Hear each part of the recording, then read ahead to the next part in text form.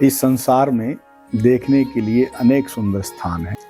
इस संसार में देखने के लिए अनेक सुंदर स्थान हैं, परंतु सबसे सुंदर स्थान बंद आंखों से अपने भीतर देखना। अपने भीतर देखने का संबंध ध्यान से जुड़ा है और ध्यान का संबंध अनुभव से जुड़ा है।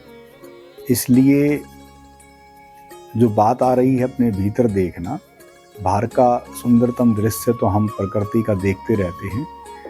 कभी भी आप समुंदर के किनारे जब जाते हैं, सूरज को छिपता हुआ देखते हैं या उगता हुआ देखते हैं, या पहाड़ों पर जाते हैं, हरियाली को देखते हैं, या फिर बर्फ़ गिरी होती है उसको जब आप देखते हैं, और अनेकों ऐसी प्रकृति के सौंदर्य हैं जो हम प्रतिदिन या आसपास जब भी घूमने जाते हैं कहीं भी ऐसी जगहों पर, वहाँ हम देखते रहते हैं। लेकिन ये भीतर की बात हो रही है, अंतरतम की बात हो रही है कि अंतरतम में ऐसा सुंदर का संबंध क्या, और वह सुंदरतम दृश्य क्या। ऐसे समझ लो कि बाहर का अगर सौंदर्य या सुंदर, हमें कोई चीज़ अगर सुंदर लग रही है बाहर, तो उसका संबंध भी हमारे सौंदर्य की भीतरी अवस्था से जुड़ा है।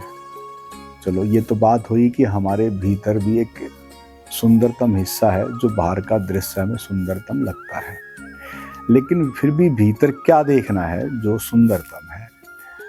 उस सुंदरतम का संबंध जुड़ा है, जिसे हम आलोक में उपस्थिति कहें, प्रकाश में उपस्थिति कहें। इसी प्रकाश में उपस्थिति या आलोक में उपस्थिति को हम प्रभु का प्रकाश कहें, या एनर्जी का अनुभव कहें, ऊर्जा का अनुभव कहें।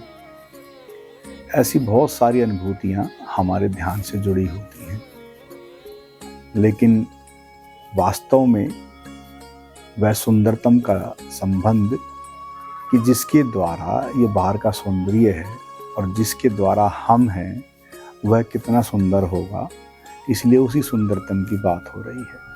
अब उसे देखना कैसे है, वह देखने का संबंध हमारी बंद आंखों के द्वारा देखने से जुड़ा है, अंतरचक्षु से जुड़ा है, त्रिनेत्र से जुड़ा है, यानी कि सूक्ष्म नेत्र से जुड़ा है। उसी सूक्ष्मातीत नेत्र से देखने का संबंध ध्यान, और ध्यान के बाद फिर समाधि, और वह क्या ऐसी सुंदरतम दृश्यावली है जिसे आप देख सकते हैं। ओम आनंदम।